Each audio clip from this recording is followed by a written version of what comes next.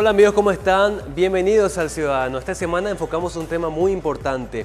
A los paraguayos se nos conoce por la calidez y la solidaridad, principalmente de la gente que está siempre dispuesta a ayudar. Y esto se vivió mayormente en momentos de emergencia, en el tiempo en que la pandemia apremiaba los bolsillos en el ámbito económico.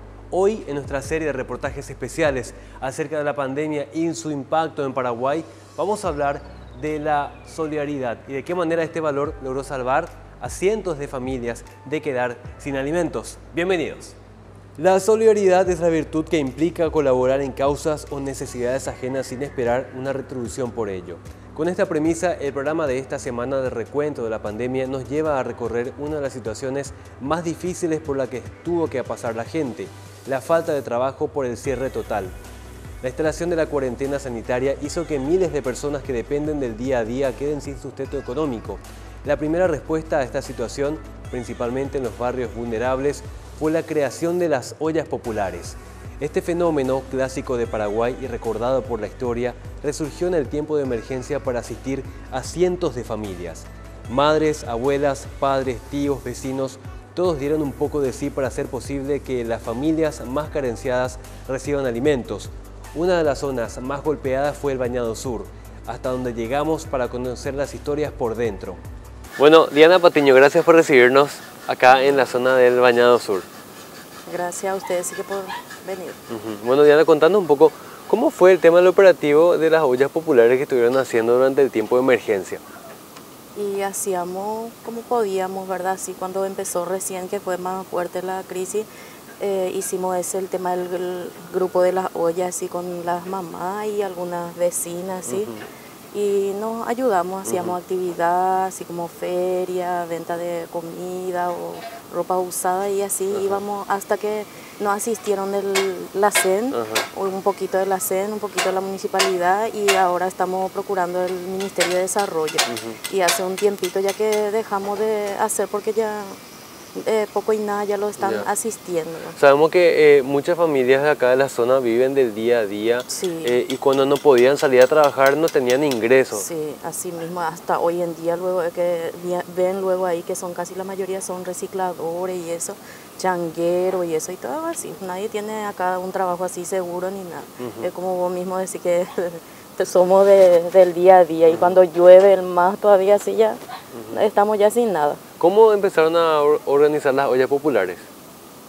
Y empezamos de nosotras nomás así con colecta, así, colectando así entre los vecinos, 2000 y verduras y carbón, un poquito de este y de aquello. Así empezamos y después empezamos a hacer más ese del que somos ahora la articulación ahí de Doña Ramona, un grupo así y de ahí ya empezamos a hacer así actividades y eso. Y en los primeros días más o menos, ¿recordás, Diana, a cuánta gente les asistían? Y muchísimo, era una cosa que no se contaba luego porque éramos una olla, otra olla así, no mucho. Para varias casas. Sí. Y nosotros somos más de 100 casas en este del puentecito hasta el río. Y para hablar un poco, Diana, de la solidaridad, ¿ustedes sintieron que estuvieron unidos en ese momento? Las que éramos de la olla, sí. La verdad que sí. Nosotras sí entre orelle, ya decían oremburia huye, pero ya ayuda. ¿Y desde cuándo empezaron a recibir los víveres y eso de las instituciones? Y después ya casi 4 o 5 meses, por ahí ya de la pandemia, cuando fue así más profundo la crisis. ¿Y quiénes fueron los que les asistieron? Y algunos padrinos que así nos empadrinaban, así gente que estaban bien y el de la CEN. De la CEN y después un poquito de la MUNI y así. ¿Cómo es el sistema de trabajo para recibir los víveres? ¿Ellos enviaban por kit o por lote? ¿Cómo hacían? Por kit. Así nos enviaba dependiendo de los platos que nosotros hacíamos, porque nos daban así una planilla para que ellos también sepan más o menos cuántos platos nosotros hacíamos y eso. Y acá las familias, justamente Diana nos decía, viven del día a día. En ese momento de emergencia, ¿cómo se vivía la situación acá en el barrio? Y un poco desesperante, porque cuando empezó la pandemia ya nadie no nos quería dar trabajo en ese tema del porque nosotros pues somos que nos vamos a barrer, patio ajeno, podar, tirar basura y eso. Y había gente que ya ni no nos recibía más y era un poco duro, ¿verdad? Nuestra situación. Acá por la zona salían a buscar trabajo anteriormente. Y sí, acá por la arribada. Porque hay también así carrito a mano y eso que se iban a juntar así basurita y eso así para tirarle entre los vecinos otra vez y ahí moneda por moneda era. Esa es la forma de sobrellevar un poco la situación, ¿verdad? Sí, así mismo. Bueno, y aparte del tiempo de emergencia, en un momento dado me decías, llegaban a juntar muchísima gente, era la única forma de acceder al alimento de parte de las familias. Sí, sí. ¿Entre cuántas madres más o menos se juntaban para el tema de la cocina, el operativo? ¿Cómo se organizaban? Y nosotros, por ejemplo, acá en mi olla éramos como 8 mamás que nos uníamos y a veces, porque en ese tiempo también yo estaba embarazada, ya eran hasta los últimos tiempos ya y me enfermé mucho también y entonces había que venían y me ayudaban, había así adolescentes y eso también porque en ese interino había también colegio y eso y nos ayudábamos todo, bueno, me trataban de ayudarme muchísimo. Ya. Bueno, ¿y cómo sintieron ustedes en el tema del espíritu solidario un poco para ayudarse? Porque bueno, la pandemia es un tiempo muy difícil que a nivel sentimental también te afecta, la desesperación, la falta de oportunidades, ¿verdad? Y así, vos me decís de así cómo era la gente, por ejemplo, de así de los gobernantes o algo así. En primer lugar, ¿cómo ustedes se sintieron, verdad? Cuando no había tanta ayuda, tenían que... Y muy triste. No había tiempo que esperar. No, era muy, así, ¿cómo te voy a decir? Triste era nuestra situación, ¿verdad? Como nos dolía mucho porque nosotros que somos mamá y eso y tenemos hijos, por lo que el tema que no es por nosotros lo que nos sentíamos mal, sino por nuestra familia, ¿verdad? Por nuestros hijos y eso. Ya. ¿Ustedes tienen acá funcionando un comedor comunitario en el Bañado? Yo soy una que tenía acá, ¿verdad? Pero después que ahora estamos, se cerró por el tema de que no recibimos más nada. Y estamos procurando ahora para a ver si nos ayuda, ¿verdad? Nos asiste el Ministerio de Desarrollo, que ya se metió la nota y todas esas cosas. La pandemia sigue golpeando en las zonas vulnerables. Los habitantes de barrios como El Bañado son los que siguen sufriendo el coletazo económico con la falta de oportunidades. Diana nos cuenta cómo les sigue afectando esta situación. ¿Y dentro de la solicitud, qué requisito les pide el ministerio para aprobar eso? Y supuestamente así rellenar una planilla y que la gente que está recibiendo, bueno, los comensales para que firme y todas esas cosas. Nos mandan a hacer todo, nosotros hacemos y todavía no hay respuesta. Y vos sabes que Diana siempre dice que la pandemia tuvo consecuencias en la salud, en la economía y sigue todavía. Para ustedes, ¿esto sigue siendo todavía una emergencia hasta ahora? Y yo creo que sí. Yo digo que sí, todavía es. Y en el comedor que está acá ubicado, ¿cuánta gente más o menos va diariamente? Y 180, iba por lo menos, 180 personas, sí, entre niños y familia. Más niños, porque acá lo más poco en una casa es 6 criaturas, 6, 8, así son. Hay muchos niños. Nosotros más asistimos a los niños y hay veces que sí sobraba a adultos mayores, así de que ancianas que ahí tenemos y que tenemos que están en silla de rueda también. Y a eso es lo que le tratamos de dar más. ¿Verdad? ¿Y los padres de familia son los que salen a buscar trabajo? Sí. O con la señora. En estos últimos tiempos también sufrieron el tema de las inundaciones acá en la zona baja. Hace un tiempito ya que la crecida nos dejó descansar un poco. En su momento también tuvieron que abandonar el barrio. Sí, muchísimas veces. Años estuvimos hasta que hubo un tiempo que 22 días llegamos a nuestra casa y que nuestras cositas estaban todavía en el patio, que no podíamos todavía ni acomodarnos todo, por ejemplo, que éramos así de madera y eso en nuestra casa. Y ya el agua ya venía y otra y teníamos que salir. Y ahora gracias a Dios que ya es un tiempito ya que... Y desde esa ocasión, yo recuerdo 2015 en adelante, 2018 incluso, hubo crecidas muy grandes. Sí. Desde ese tiempo se hizo un trabajo acá de relleno, de parte de la municipalidad. Nada. O sea, el terreno siguió estando de la misma forma. Sí, así, normal. Nosotros llueve nomás, esta es una piscina acá. así llovizna normal nomás. Y siempre se dice que las comisiones vecinales son las que tienen que pedir. Acá tienen comisión. Y hace como cuestión de un año que nosotros estamos tratando de hacer que se nos nombre que sea una comisión de Villa Belén, de ese puentecito hasta el río. Pero un año que está también ahí sin nada. Y solamente desde el puente, para poner un ejemplo, sí. Hay muchísima gente acá que vive acá en la zona baja. Sí, casi 200 por ahí hay así que están, ¿verdad? Bueno, Ramona, comentanos en la zona del Bañado Sur, ¿cómo fue ese momento de emergencia que estuvieron viviendo ahí con la pandemia? Fue un proceso muy duro para todas nosotras y nosotros, un proceso donde aprendimos un montón de cosas, comenzando por la organización, cómo nos organizábamos ante una enorme crisis que estaba viniendo y con pocas cosas. ¿Tuvieron pocos insumos al principio? Bueno, este proceso, como estoy diciendo, comenzó con 15 familias, una tarde, días después de que se declaró cuarentena. Entonces, ¿qué es lo que hacemos? Dijimos nosotras y nosotros, ya que somos trabajadores informales. Entonces, 15 familias decidió hacer una olla popular al otro día con un poco de insumos que había en la casa. Cada una traía algo, empezamos a cocinar. Ese primer día cocinamos para 45 o 50 personas. Luego ya empezamos a reunirnos con otras comunidades dentro del Bañado Sur y empezamos ya con las ollas populares. Esta luego se extendió, fue a Bañado Norte, Tacumbú, Mariano Roca Alonso, con equipos de trabajo.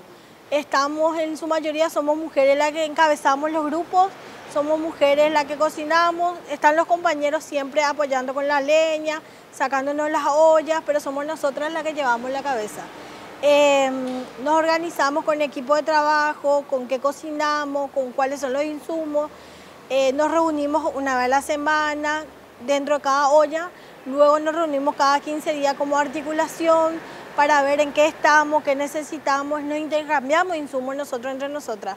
Si yo en mi olla tengo arroz y a Emi le falta arroz, nos intercambiamos. Entonces, ¿qué hacemos? Que sea un proceso colaborativo, con mucha organización y por sobre todo el respeto entre todas. Ya, Ramona, justamente ese esfuerzo colaborativo fue lo que salvó a muchas familias de quedarse en ese momento de emergencia sin alimentos. Así mismo, esa organización, ese trabajo de todos los días, el levantarse a las 5 de la mañana, el ir a buscar en el mercado verduras podridas, ir al abasto a ver dónde conseguíamos precios, buscar frigoríficos que nos hagan precios, todo ese proceso que hicimos todos los días fue lo que logró sostener lo que hoy nosotras seguimos sosteniendo las ollas. Hubo un momento también de desesperación de las familias cuando no encontraban, digamos, ese sustento. Sí, yo creo que desde que comenzó el proceso siempre hubo esa desesperación, por más que a veces parece que estábamos bien porque no teníamos asegurados los insumos, sí. Porque no sabíamos si cocinábamos el otro día, entonces era una lucha diaria en la comunidad y una lucha fuera de ella, con las instituciones, con el gobierno, peleando que nos den insumos, peleando por presupuesto, peleando por la transparencia entre ellos y nosotros, entonces fue un proceso muy duro. Ya, ¿cómo vieron la respuesta de la gente? Porque vimos una cantidad inmensa de padrinos, instituciones que colaboraron, que dijeron sí, tenemos que ayudarnos entre todos en ese momento de emergencia. Mira, la solidaridad del pueblo fue muy buena. Podemos decir que hasta ahora seguimos teniendo familia que aporta cada 15 días verdura, familia que lleva un poco de azúcar, aceite para las ollas. Se sintió muchísima esa solidaridad de las empresas también en algún momento, como también a otras que nosotras tuvimos que tocar y fue muy buena la respuesta que nos dieron. No podríamos decir tanto eso del gobierno porque costó más llevar sintonía con ellos. Ahora bien, Ramón, hablando un poco de la continuidad, hay mucha gente, muchas familias que hoy en día están todavía dependiendo de ese sustento de las ollas populares.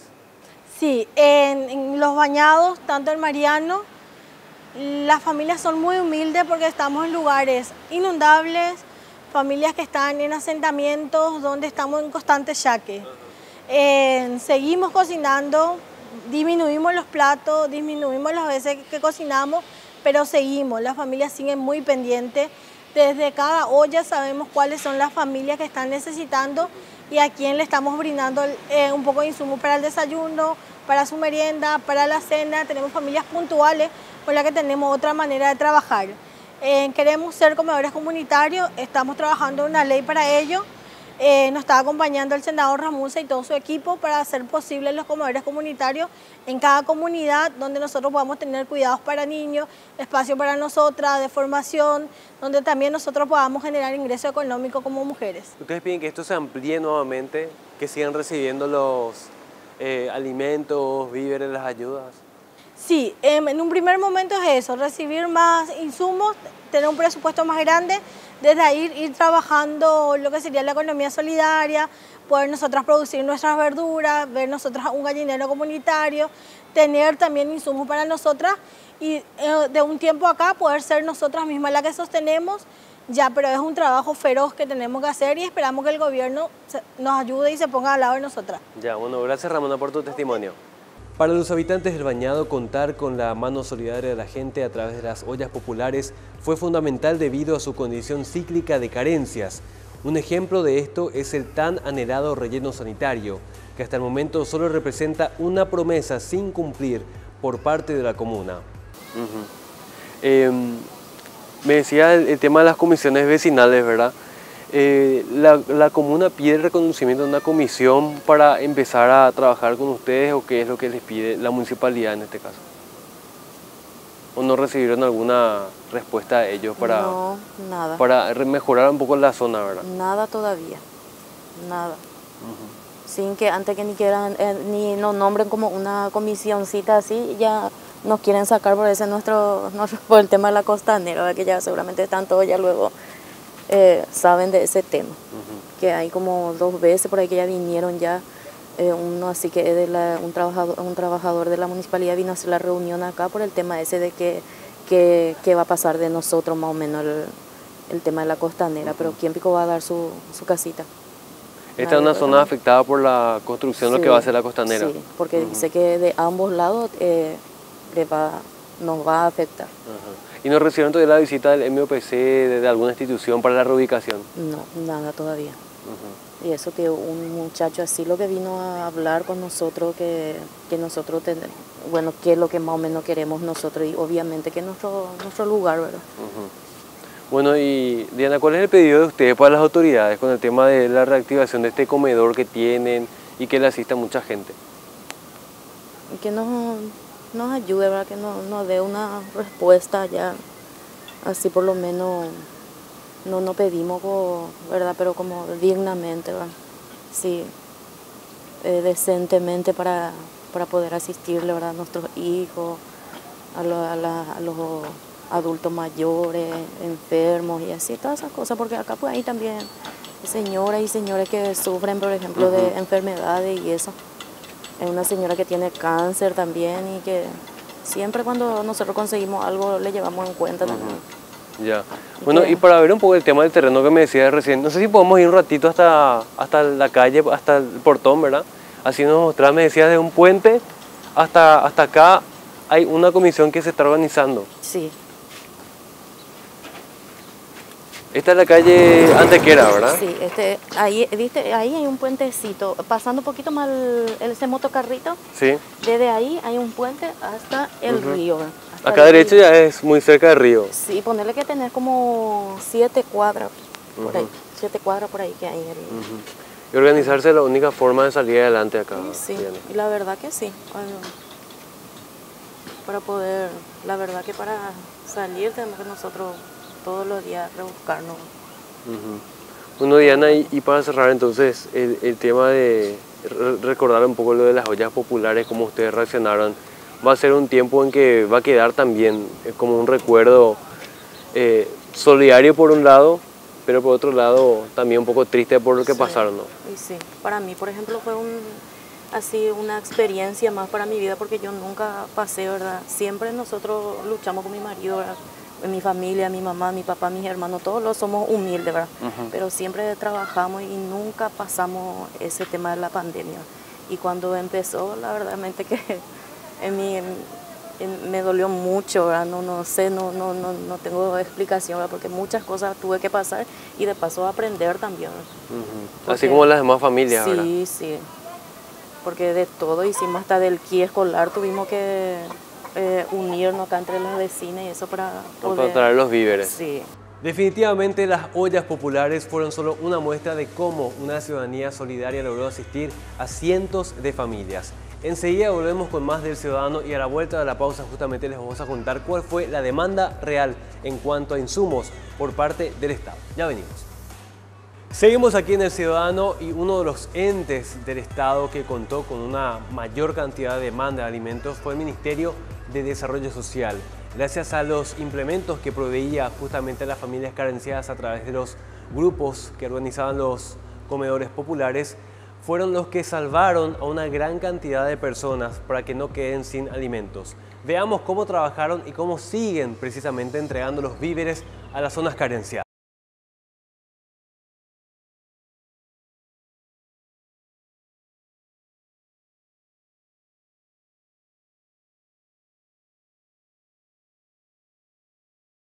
Y esta vez llegamos hasta uno de los depósitos del Ministerio de Desarrollo Social, hablando un poco más acerca, en detalle, sobre el importante trabajo que hicieron los de la Secretaría y el Ministerio para asistir a la gran cantidad de comedores populares existentes antes y después de la pandemia. Ya nos recibe aquí el director de apoyo a comedores populares. ¿Cómo estás, don Daniel Acosta?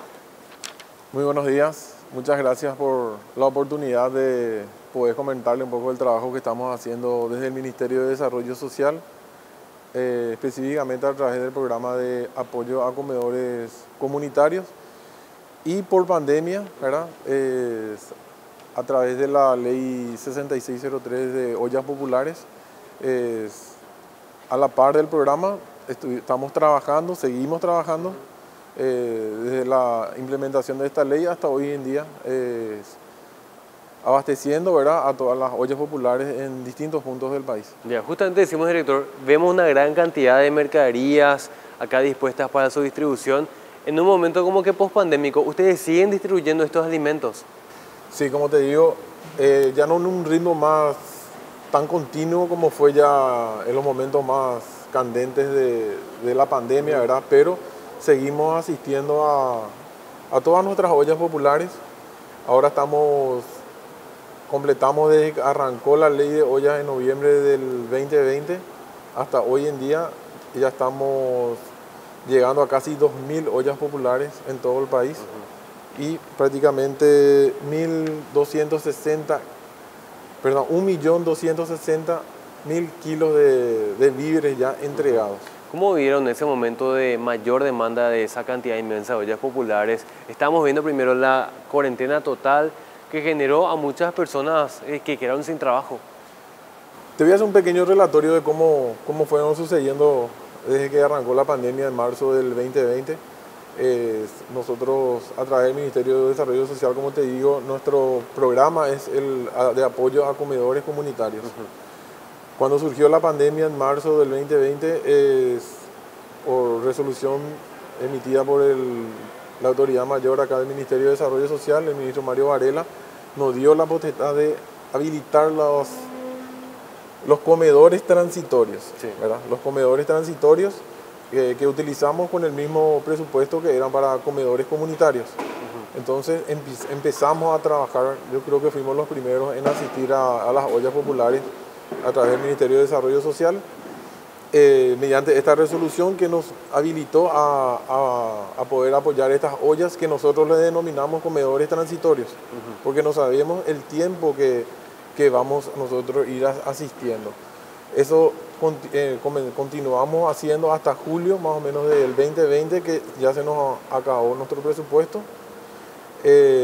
Y mientras a la par tuvimos reuniones con el Congreso, en el Parlamento, estuvimos en el Gabinete Social de la Presidencia, y ahí fue surgiendo la posibilidad de creación de la Ley de Ollas Populares, que posteriormente en noviembre del 2020 nosotros ya efectivamente ya recibimos los productos, no solamente nosotros, ¿verdad? El Ministerio de Desarrollo Social recibió 10.000 millones, el INDI recibió 10.000 millones y la SEM recibió un poquito más, 15.000 millones. Ya, bueno, director, queremos que nos cuente un poco qué es lo que podemos ver. No sé si podemos recorrer un poco acá este depósito para ver un poco lo que contiene. Hay una división entre comedores y ollas populares, ¿no? Sí, estamos utilizando en realidad acá tenemos la mayor parte de lo que es leche entera, ¿verdad? La mayor parte de la leche que estás viendo es para ollas populares. Sí. Hay más o menos aquí tenemos 2.000, 2.500 packs de leche entera. Es el total que nos está sobrando para seguir distribuyendo, ¿verdad? Y un remanente muy chico es ya lo de comedor comunitario, pero del año pasado. Ya, esto corresponde, por ejemplo, para la distribución en donde se preparan comidas todos los días. En comedores comunitarios. Ajá. Ahora estamos en licitación de comedores comunitarios. Este es un remanente pequeño que nos sobró del año pasado de comedores comunitarios, que es otro presupuesto aparte. Y ahora a fines de abril vamos a recibir ya lo que es el presupuesto de comedores comunitarios para este año, ¿verdad? El año pasado, a la par de las ollas, tuvimos cerca de 200 comedores comunitarios que estuvimos también asistiendo en pandemia, ¿verdad? Y ahora nos preparamos para este año. Ya el Parlamento y el Ministerio de Hacienda nos aumentó el presupuesto, pero tampoco en la manera que suficiente. ¿Qué esperaban? Porque, como te digo, nosotros calculamos que un mes o 2 meses más vamos a seguir asistiendo a las ollas populares. Posteriormente a eso ya se acaba lo que fue destinado para el Ministerio de Desarrollo Social para las ollas populares. Y estoy más que seguro que muchas ollas populares, mira, ahora tenemos 1.943 ollas populares asistidas, desde que empezó la pandemia hasta hoy día. Y ellas van a quedar huérfanas y van a querer pasar a la modalidad de comedores comunitarios, ¿verdad? Mientras nos contás un poco de ese director, creo que se estaba cargando un camión para acompañar un poco el proceso de distribución, ¿no? Sí. Y me contabas antes de la entrevista, justamente, a pesar de que tienen un remanente, la demanda sigue siendo alta en los barrios. Sigue siendo alta porque ahora se presentaron otras situaciones, como te dije, en especial en el interior del país. Afectó muchísimo la sequía, la producción que estaban esperando nuestros productores campesinos fue ínfima debido a esta situación de sequía. Entonces, realmente es más que bienvenida ahora las ollas populares por la escasez de producción que estamos teniendo en el campo. Y mira, realmente para nosotros es una alegría muy, muy grande al llegar a las comunidades y ser recibidos, ¿verdad? Cuando estamos llevando estos productos que a la par son productos muy buenos, son de muy buena calidad. Mucha gente cuenta todavía con estos productos para su recibimiento en los barrios. Como te comenté, esta semana estuvimos por San Pedro. San Pedro, en distintas ciudades de San Pedro, más de 20.000 kilos se llevó esta semana. También estuvimos por el departamento de Caguazú. La otra semana vamos a estar por Guairá, Canindeyú. También vamos a llevar un equipo al departamento del Chaco. Muchos departamentos en definitiva. Sí. También es importante recalcar que nosotros contamos con pocos camiones, pero estamos contando con el apoyo del INDER, que tiene camiones, y hacemos un trabajo así de apoyo en conjunto. Y también las gobernaciones, los municipios nos envían sus camiones y nosotros acompañamos con funcionarios del Ministerio de Desarrollo Social para poder firmar las actas de entrega. Porque se hace un protocolo al hacer entregas a las organizaciones que solicitan. Sí. Le entregamos los productos, se hace un conteo de la mercadería, se firma un acta de entrega y una carta de acuerdo entre la organización, porque nosotros entregamos productos no perecederos. Y la organización se encarga de proveer los productos perecederos, que son carne y verduras. Sí, los que necesitan un resguardo especial. Sí. Ahí estamos viendo la entrega, por ejemplo, de mercaderías de parte de un contratista. Sí, exactamente. Estamos recibiendo mercadería, harina de trigo, porque también tenemos harina de maíz, ¿verdad? Para hacer, qué sé yo, morí, polenta y todo eso, que es lo esencial, ¿verdad? Muy bien recibido, ¿verdad? Se entregan poroto, leche, ¿qué más? Y son 14 productos. Acá tenés 4 tipos de fideos, ¿verdad? Tenés harina de trigo, harina de maíz, extracto de tomate, que es la marca La Huerta, que es un producto muy, muy bueno, arroz, locro, poroto, sal, aceite de girasol. Después tenemos también carne de soja, que suplementa un poco lo que es carne, y que en un principio nos costó un poco que la gente sepa, pero ahora la gran mayoría sabe darle el uso, ¿verdad? Sabe cómo preparar la carne de soja, ¿verdad? Que suplementa perfectamente para poder complementar las comidas, ¿verdad? Para hacer un guiso, hacer un tallarín o hacer otro tipo de comida, hacer empanadas, tartas. Y realmente son muy bienvenidos los productos y enhorabuena, ¿verdad? Porque, como te digo, está mermando la pandemia, pero estamos con la sequía ahora. Ahora, después de estas lluvias que vinieron, sí, yo creo que va a volver a repuntar, sí. Pero estuvimos, de enero a este año, o sea, todo lo que fue este 2022, repartimos 64.000 kilos de víveres a 150 organizaciones de ollas. Muchísimo. Y eso le benefició a casi 16.000 personas. Este año nada más. Ya. De enero a ahora. Hasta hasta inicios de abril. Director, ¿cuál es la diferencia entre ollas populares y comedores populares? Porque se da una diferenciación también con el tema de la estabilidad, de la formalización. ¿Cómo es el manejo en este sentido? Sí. Una de las diferencias entre olla popular y comedor comunitario es que para el comedor comunitario nosotros tenemos un poco más de exigencia. Por ejemplo, que tengan un local. El comedor comunitario tiene que tener un local. No hace falta que el local sea algo así de lujo, ¿verdad? Pero tener la infraestructura básica, por ejemplo, para un lugar donde puedan comer. Ahora seguimos con la modalidad de pandemia, que es tanto para olla y comedor comunitario, cocinar y retirar la comida, llevar. No quedarse. Sí, no quedarse en el local para evitar aglomeración, hasta ahora. Pero una vez que se levante esto, vamos a volver a lo que es al tradicional en comedor comunitario, que es comer en el lugar. Para eso tenés que tener una pequeña infraestructura, mesas, sillas, tener los implementos para poder cocinar, el depósito, que es fundamental, porque nosotros le llevamos para 2 meses las mercaderías. Para las 4 comidas del día. Sí, es que depende ya de la organización. La organización tiene esa opción de hacer las 4 comidas del día, que es desayuno, almuerzo, merienda y cena, con productos no perecederos, que son más o menos los mismos que te acabé de citar. Hace rato principalmente me olvidé, te dije leche entera también damos. Claro. Para las ollas populares se da también leche entera. Y obviamente para comedor comunitario, leche entera y leche descremada. Porque tenemos también asilos de ancianos, ¿verdad? De tercera edad. Por ejemplo, la Fundación San Rafael tienen un lugar de adultos mayores, San Joaquín y Santa Ana, que nosotros hace varios años que le estamos ayudando creo que son 40 o 50 adultos mayores que viven ahí, y el programa de comedores comunitarios le asiste para su alimentación de todo el día. Me decía, director, el proceso es un poco más exigente para hacer un comedor. Tener un local, ¿verdad? Que no sea una casa particular. Sí. Ahí está la diferencia con la olla popular, que la olla popular se puede hacer en cualquier lugar, ¿verdad? Pero tienen que siempre hacernos la solicitud, llenar un croquis y marcarnos dónde van a cocinar, para posteriormente nosotros pasar a controlar, ¿verdad?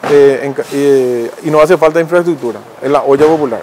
Comedor comunitario sí necesita un local, ¿verdad? Como te dije. Responsable también, ¿no? Claro, que una organización en ambos, tanto en olla como en comedor comunitario, tiene que ser una organización reconocida por la municipalidad, por la gobernación, o que posea personería jurídica. ¿Tuvieron casos de gente que no cumplía estos requisitos?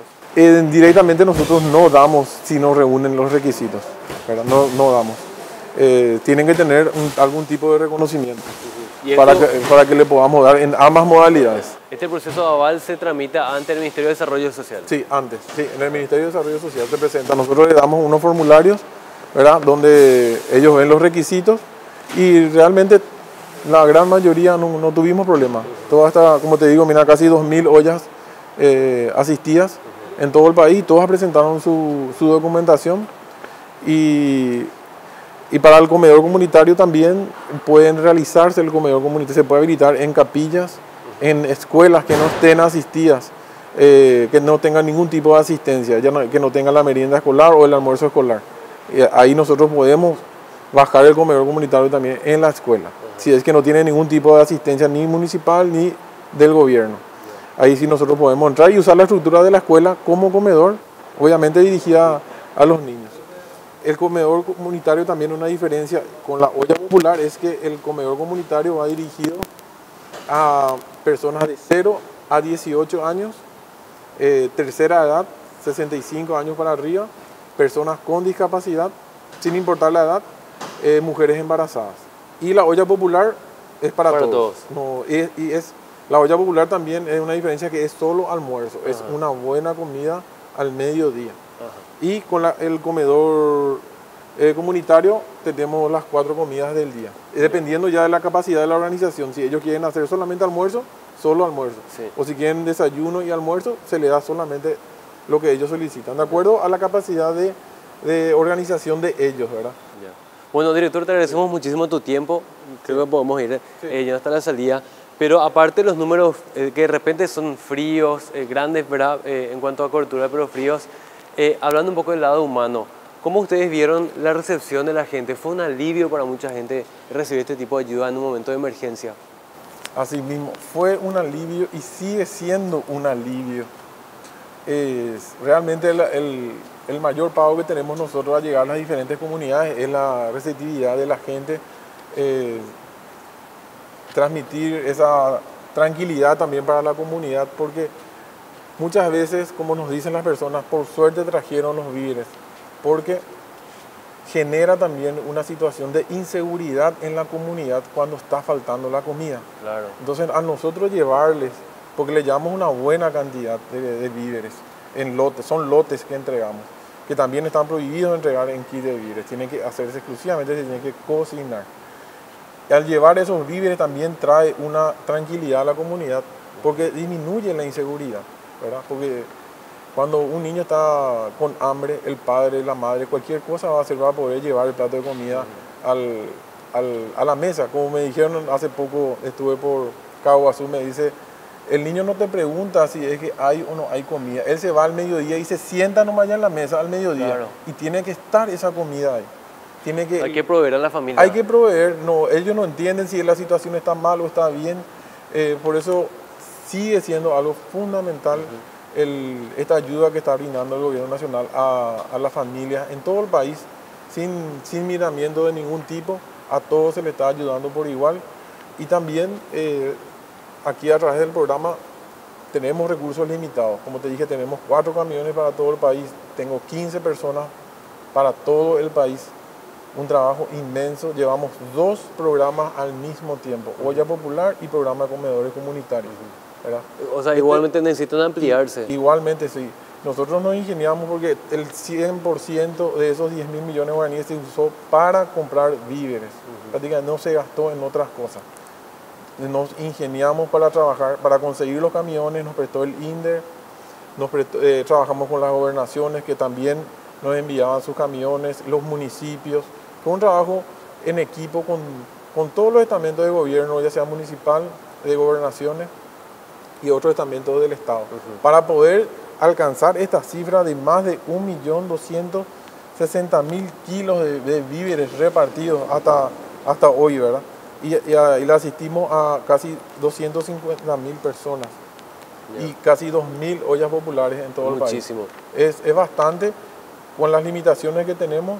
El ministro nos dio todo su apoyo también, nos sigue dando y seguimos cumpliendo, ¿verdad? Con todas las personas que están solicitando, y reitero que realmente es algo fundamental hoy en día para que se vayan levantando la economía de nuestros campesinos especialmente, y acá también en los bañados. Seguimos, la próxima semana vamos a hacer una entrega grande en el bañado norte, bañado sur, que son ollas ya que estamos continuando la asistencia, ¿verdad? Y hasta que se vaya estabilizando todo, ¿verdad? Ya. Bueno, director, muchísimas gracias por tu tiempo y sobre todo mucho éxito en el trabajo que están haciendo en la recepción, distribución y acompañamiento de las familias, porque realmente si ustedes tienen una labor exitosa, ganan muchísimas familias. Así mismo es, y seguimos los principales que más o menos de las 20 personas que estamos trabajando aquí en el programa de apoyo a comedores comunitarios, todos nos pusimos la albirroja.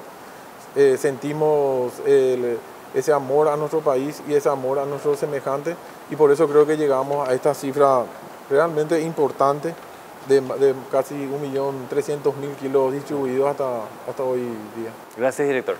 Estamos. Hacemos una pausa en El Ciudadano y enseguida venimos con más. La pandemia en Paraguay tuvo su momento de saturación en la primera mitad del año 2021, debido a la baja cobertura de vacunación y también al ingreso de la variante Delta del territorio paraguayo. Esto hizo que la cantidad de hospitalizados y de fallecidos lastimosamente crezca de manera exponencial. En este punto, una de las campañas más importantes en cuanto a la ayuda solidaria fue la emprendida por la familia Mazuli, que con mucho corazón y con mucho esfuerzo realizaron una increíble campaña que terminó beneficiando a miles de personas. Veamos los detalles. Bueno, ya nos recibe Nacho Mazuli. ¿Cómo estás, Nacho? Súper bien, muchísimas gracias. Bueno, gusto hablar contigo. Fuiste un emblema también de lo que representa la solidaridad dentro del tiempo de emergencia en nuestro país, ¿no? Y queremos que nos cuentes un poco, Nacho, cómo empezaba esto en el sentido de esa campaña que iniciaron ustedes como familia. ¿Tuvieron algunos avisos primero? ¿Cómo empezaba? Y la verdad que al comienzo a nosotros la pandemia nos golpeó como a todos, nos sorprendió de la misma manera, nos afectó también en varios sentidos a mí y a mi familia. O sea, en mi caso yo soy futbolista y tuve que dejé de entrenar porque las divisiones inferiores pararon todo, mi mamá tuvo que parar también su tema laboral, o sea, nos afectó como a cualquier otra persona, ¿verdad? Y después nos tocó vivir de cerca también la enfermedad en noviembre del 2020. ¿Ustedes dieron positivo? Nosotros dimos positivo y a mi mamá y a mí no nos agarró tan fuerte, pero a Víctor, que es su pareja, que él vive con nosotros también, sí, estuvo internado casi 2 semanas, después tuvo mucho tiempo con oxígeno, o sea, vivimos realmente muy de cerca y nos tocó mucho, ese fue nuestro contacto más cercano. O sea, vivieron lo que pasaron miles de familias pendientes de sus pacientes. Sí, así mismo, y por suerte nosotros teníamos, ¿verdad?, un colchón económico, o sea, pudimos afrontar los gastos, pero era muy difícil desde lo emocional, desde que él estaba adentro del hospital y nosotros no sabíamos qué le pasaba, muchas veces ni los doctores tenían una respuesta para nosotros, entonces nos dimos cuenta que era una enfermedad que iba mucho más allá de lo económico nomás, o sea, que era un gasto enorme, pero que era muy difícil emocionalmente, no solo para el paciente, sino que también para las familias. Y es por eso que a nosotros nos tocó mucho, unos meses después, cuando vimos en el noticiero que las familias tenían que estar esperando allá afuera de los hospitales.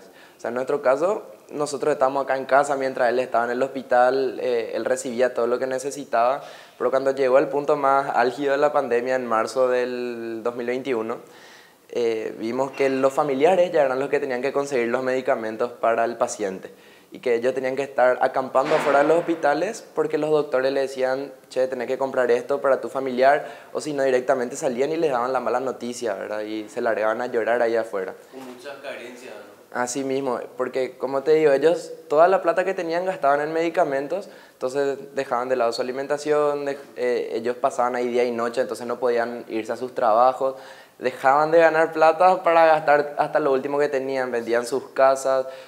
Había una señora que en la entrevista que vimos, que nos tocó mucho a nosotros, ofrecía su cuerpo inclusive, porque, o sea, a ese nivel llegaba la gente que estaba ahí. Para obtener un poco más de platita.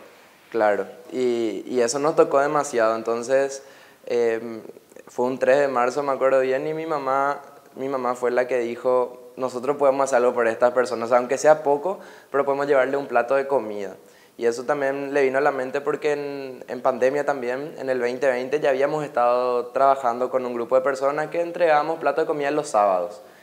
Y así es que se le ocurrió, y ese 3 de marzo llevamos los primeros platos nosotros al INERAM, que era fue el primer hospital que estaba así con las familias ahí afuera. ¿Cuándo empezaron en aquella primera vez? Y eran entre 25 y 30, que cocinamos acá, o sea, en el edificio, o sea, en nuestro departamento, cocinamos y llevamos.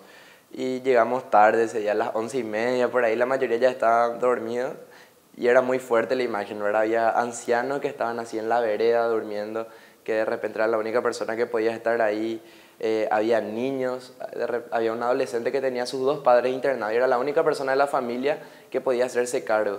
Imagínate con 15, 16 años tener que hacerte cargo de una situación así, era muy duro.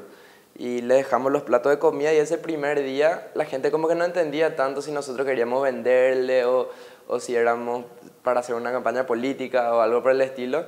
Y le aclararon que no era parte de eso. Le aclaramos que no, igual como que no nos hablaban tanto todavía ese primer día, pero al ver lo mal que estaban decidimos empezar a llevarle todos los días. Y para el segundo o tercer día, por ahí se nos acerca una de las personas, uno de los familiares que organizaba la movida ahí afuera del INERAM, y nos pregunta si es que nosotros le íbamos a llevar todos los días, o sea, si ellos podían contar con ese plato de comida.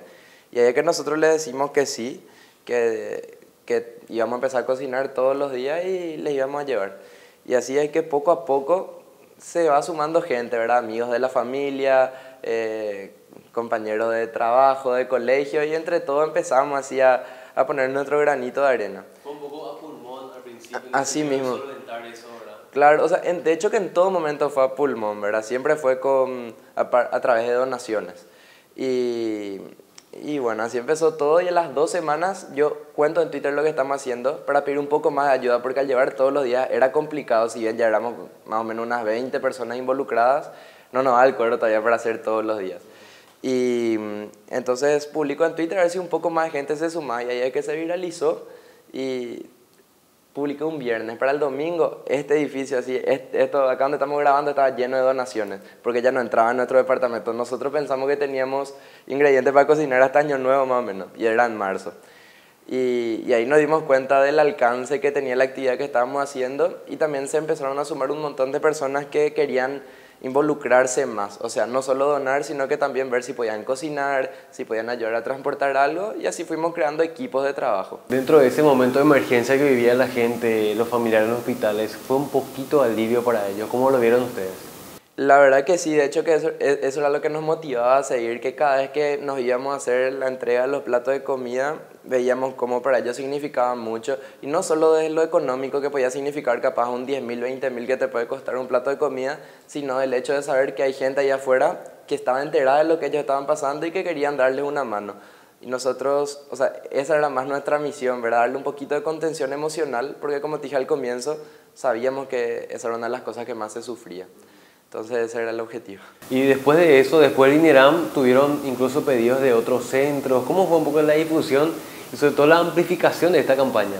Y la verdad que una de las cosas más lindas de todo es cómo se fue amplificando y de manera muy natural, ¿verdad? Porque cuando nosotros empezamos no nos imaginamos que iba a crecer tanto, pero era así poco a poco. De repente un día nos dijeron, también hay necesidad en el hospital de clínicas, y empezamos a cocinar por ahí. Después ya eran más hospitales, pero a medida que había más hospitales y más personas con necesidad, había más voluntarios que se sumaban, más donaciones, iba creciendo la actividad. Entonces como que fue de la mano, y así fue hasta el final, y que pasamos a entregar los 20, 30 platos de comida con los que empezamos acá, a entregar 2.000 por día aproximadamente. Hablando un poco también, Nacho, del tema de no solamente la comida era necesidad, hubo mucha gente que en ese momento necesitaba el atracurio, el medicamento, el antiviral para asistir a los pacientes. Hubo incluso pedidos de medicamentos en ese momento. Sí, hubo muchísimos pedidos de medicamentos, y nosotros siempre ayudamos con lo que podíamos, ¿verdad? Siempre que había una necesidad, hacíamos el pedido a través de redes sociales. O sea, eso también quiero destacar, que se pudo usar las redes sociales para un fin muy bueno y muy lindo, porque siempre está también la imagen de que las redes sociales no nos sirven de nada. En cambio, si le damos un buen uso, y nosotros todos los pedidos hacíamos a través de redes, y la gente respondía, y esa era la manera en la que todo iba sucediendo. Y hubo pedidos de medicamentos, y después también nos enfocamos mucho en mejorar la calidad de la espera de esas personas, porque ellos no tenían carpas, no tenían lugar donde apoyar sus cosas. Entonces le conseguimos pallets, hablamos con la ANDE, conseguimos que se vayan a ponerles electricidad, Copaco les puso internet porque estaba la página esta para pedir los medicamentos. Entonces tratamos de darle la mayor cantidad de comodidad. Así mismo, falta de gestión, y por suerte a través de esos pedidos pudimos hacer, o sea, yo me di cuenta también que cada vez que pedía algo se conseguía. Entonces empecé a aprovechar y ver que era lo más importante, y trataba de pedir, y conseguíamos y le íbamos dando las mejores condiciones posibles a esas personas. Bueno, podemos decir, Nacho, que la pandemia despertó muchos valores en la sociedad paraguaya, y un ejemplo es el valor de la solidaridad. ¿Cómo percibiste esto en la gente que se acercaba a tu familia y a todo el grupo de personas? La verdad que, o sea, para mí fue un fenómeno increíble el de la solidaridad que hubo acá, porque era increíble, o sea, no sé ni cómo explicar. Yo no me esperaba que pueda hacer, o sea, que esto pueda crecer tanto, además porque no solo estaban pasando mal las personas fuera de los hospitales, el pueblo en general estaba mal, estaba golpeado. Todo el equipo sabía que cada vez que llevaba un plato de comida al hospital se exponía algún contagio después a su familia, pero eso como que no importaba, todos dejábamos todo de lado y hacíamos, ¿verdad? Entonces realmente muy lindo. Ya, bueno, y aparte de eso, a lo largo del año hubo diferentes momentos de emergencia, también hubo continuidad de la campaña de los almuerzos. ¿Cuánto tiempo más o menos duró? Y duró 6 meses, exactamente 6 meses. A los 6 meses terminó y nosotros paramos porque dejaron de haber familiares allá afuera de los hospitales. O sea, eso también fue muy satisfactorio. Sentí que pudimos llegar hasta el final de esa necesidad. Obviamente, necesidad va a haber siempre, siempre va a haber pobreza, malas condiciones, pero nosotros empezamos con el objetivo de ayudar a esos familiares y pudimos concluir. En el momento, digamos, de mayor demanda de los almuerzos o de las comidas, ¿no? ¿Cuántos platos llegaron a preparar en un día? Lo máximo que llegamos a preparar en un día fueron aproximadamente 3.000 en Semana Santa, pero también no solo por la necesidad, sino también por la cantidad de voluntarios. Hubo días que los hospitales estaban llenos de comida, o sea, era algo lindo y que terminamos llevando comida después a bañados, a lugares de gente necesitada fuera de los hospitales porque teníamos tantos platos, tanta comida, inclusive meriendas y desayunos, que pudimos ayudar a más gente. ¿Cómo ves ahora a la red? ¿Está como preparada para asistir a casos de emergencia en este momento? Sí, de hecho que nosotros mantenemos en contacto, teníamos grupos de WhatsApp y hasta ahora se habla y es más, siempre que sale alguna necesidad, alguien manda al grupo y vemos entre todos cómo podemos ayudar, vemos qué se puede hacer, siempre estamos ahí pendientes, entonces estamos ahí para lo que haga falta. Y aparte de eso, Nacho, ¿qué mensaje puedes dar a la gente en el sentido de que quien más que menos conoce a algún paciente, no solamente en los hospitales o a alguna persona que se encuentra en situación de necesidad, pero como que no se anima o no conoce las formas, pero tiene las ganas? Hay formas en que se pueden organizar campañas de ayuda o incluso un pequeño granito de arena que podemos aportar cada uno. Claro que sí, o sea, yo creo que lo principal es empezar por el granito de arena que podemos dar nosotros mismos. O sea, así como te conté que empezó lo nuestro, era por algo que quisimos hacer nosotros y después otras personas se fueron sumando, porque normalmente cuando uno ve lo que hace otro dice, yo también puedo hacer. Entonces el ejemplo es la mejor manera de crear algo grande. Y les animo a esas personas que ven a alguien en necesidad que se acerquen, que no tengan ni miedo ni vergüenza y capaz te rechazan y todo, pero vos por lo menos hiciste tu parte. Después si la otra persona no quiere aceptar tu ayuda, ya está en cada uno y tampoco importa si puedes darle mucho, si puedes darle poco, todo suma. Muchas veces más de lo que uno puede dar es el gesto de acercarse. Entonces, animarnos. Ya, bueno, Nacho, muchas gracias por recibirnos y sobre todo por compartir con nosotros tu trabajo, tu ejemplo. Te rescatamos una práctica aparentemente ahora, así que gracias por compartir tu tiempo también con nosotros. Muchísimas gracias a ustedes por invitarme. Estamos llegando al final del Ciudadano de esta semana y con esto precisamente estamos resaltando el valor de la solidaridad que permitió asistir a cientos de familias en este tiempo de emergencia que esperan todavía mucha ayuda con esta ley de ollas populares que todavía está vigente en nuestro territorio. Nos despedimos y nos reencontramos el próximo miércoles aquí por Paraguay TV. Gracias.